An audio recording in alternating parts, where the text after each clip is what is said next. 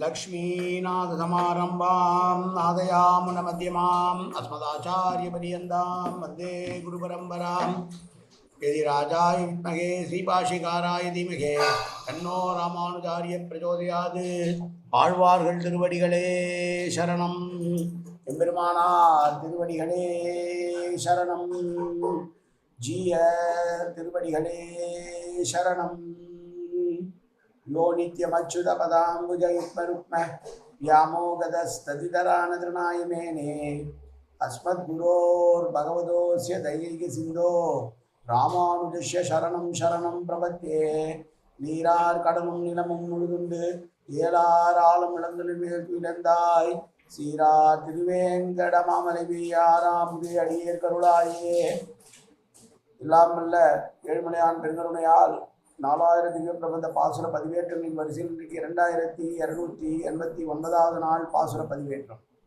திருமங்கை ஆழ்வார்களுடைய பெரிய திருமொழியிலே 9ஆம் பத்தில் வரக்கூடிய 4ஆம் திருமொழியுடைய 8வது பாசுரம் 838வது பெரிய திருமொழி பாசுரம். திருப்புல்லாணி பாசுரங்கள் வரிசையிலே இது 18வது பாசுரம். நேற்றைய பாசுரத்தின் போது அடியேன் தவறாக ஒன்று சொல்லியிருக்கிறேன், அதற்கு நீங்கள் மன்னிப்பு தர வேண்டும். காரணம், அனத்தியாயன காலம் நவம்பர் மாதம் 16ஆம் தேதி, இந்த வருடம் நவம்பர் 16, 2024 தொடங்கி ஜனவரி மாதம் 20ஆம் தேதி வரை இருக்கிறது என்று சொன்னேன். அனத்தியாயன காலம் என்பது கார்த்திகை மாதம் கிருத்திகை நட்சத்திரம் தொடங்கி தை மாத அஸ்த நட்சத்திரம் வரையிலான காலம். நான் தவறுதலாக அதை கிருத்திகை நட்சத்திரம் என்று நினைத்து சொல்லிவிட்டேன். ஆனால் உண்மை கிருத்திகை நட்சத்திரம் தான், அது கார்த்திகை கிருத்திகை தான். ஆனால் இந்த வருடம் மட்டும் கார்த்திகை மாதத்தில் 2 கிருத்திகை நட்சத்திரம் வருது. எனவே அந்த 2வது கிருத்திகை நட்சத்திரம் 13ஆம் தேதி 12வது மாதம் 13ஆம் தேதி 2024 வருகிறது. அதுவரையிலும் அனத்தியாயன காலம் கிடையாது என்பதனால் தொடர்ந்து பாசுர பதிவேற்றங்களை செய்ய இருக்கிறேன்.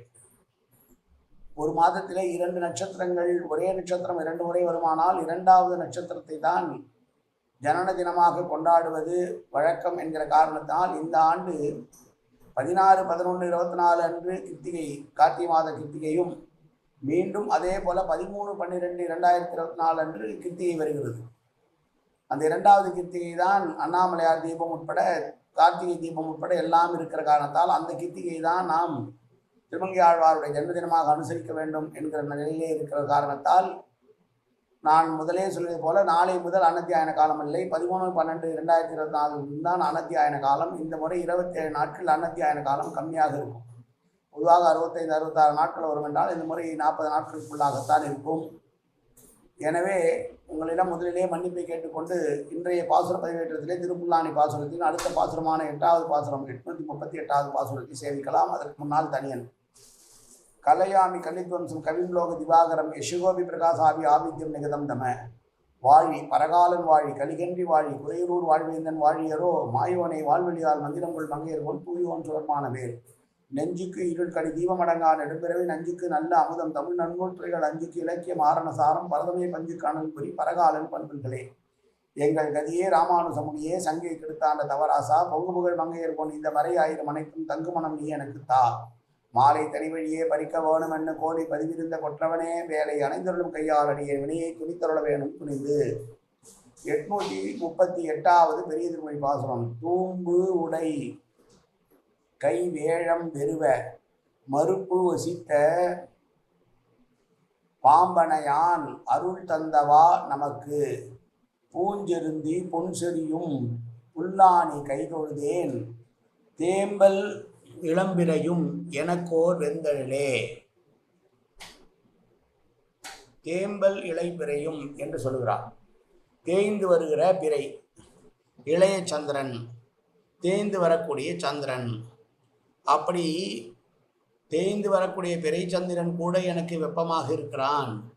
நானும் செருந்தி என்று அழைக்கப்படுகிற பூக்கள்,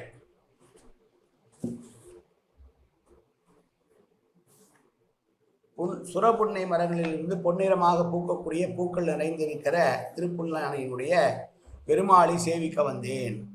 வந்த இடத்திலும் எனக்கு வெந்தழல் போல் பிறைச்சந்திரன் காட்சி தருகிறானே ஒழிய அவனுடைய பிரிவினால் என்னால் தாங்க முடியவில்லை என்று சொல்லுகிறான்.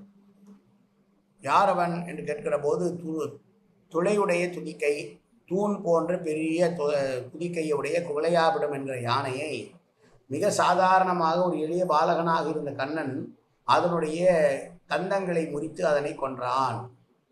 அப்படி யானையையே கொன்றவன் மிகப்பெரிய பலசாலி. அவன்தான் ஆதிசேஷன் என்கிற பாம்பின் மீது படுக்கையாக கொண்டு படுத்து துயில் கொண்டிருக்கிறான். அவனே நமக்கு அருள் தந்தவன். அவனை நாம் தொழ வேண்டும் என்று சுரபுன்னை புழலில் நிறைந்திருக்கிற பொன்னிறமாக பூக்களை சொரியக்கூடிய அந்த மரத்தினுடைய தோப்புக்கள் நிறைந்த தோட்டங்கள் நிறைந்த திருப்புல்லானியில் இருக்கிற பெருமாளை சேவிக்கலாம் என்று வந்தால், இங்கேயும் எனக்கு பிறைச்சந்திரன் கூட நெருப்பு போல் தகிக்கிறானே, என்ன செய்வேன் என்று புலம்புகிறாள் பரகால நாயகி. இந்த பாசுரத்திலே மீண்டும் ஒரு முறை பாசுரத்தை சேவிப்போம். தூம்பு உடை கைவேழம் வெறுவ மறுப்புசித்த பாம்பனையான் அருள் தந்தவா நமக்கு. பூஞ்செருந்தி பொன் சொரியும் புல்லானி கைதொழுதேன். தேம்பல் இளம்பிரையும் இளம்பிரையும் எனக்கு என்றனுக்கோர் வெந்தழலே. பிறைச்சந்திரன் கூட எனக்கு வெந்தழலாக இருக்கிறான் பெருமாளுடைய பிரிவினால் என்று சொன்ன பாசுரம் இந்த பாசுரம். நாளை அடுத்த பாசுரத்தை சேவிப்போம். காயேன வாச்சா மனசேந்திரிர்வா அபியார்த்தனாவா பிரகதேஸ்வாவாது கரோமி எந்த சகலம்பரஸ்மி ஸ்ரீமன் நாராயணாயதி சமர்ப்பியாமி. உடலாலும் உள்ளத்தாலும் வாக்காலும் சகல விதமான பாவங்களும் தோஷங்களும் நிறைந்ததாக உலகத்தோடு ஏற்பட்ட போதிலும் அடியேன் செய்கிற நல்வினையோ தீவினையோ அத்தனையும் உன்னுடைய கமலமலர் பாதங்களில் சமர்ப்பிக்கிறேன் கண்ணா. காத்துருள்வாய் கண்ணா, ஏற்றுக்கொள்வாய் கண்ணா. எப்போதும் உன் திருநாமம் கண்ணா கண்ணா கண்ணா என்று நாள் ஒருவர் கற்புரிவாய் கண்ணா. சர்வத்திர கோவிந்தநாம சங்கீர்த்தனம். கோவிந்தா கோவிந்தா கோவிந்தா கோவிந்தா கோவிந்தா கோவிந்தா கோவிந்தா கோவிந்தா கோவிந்தா.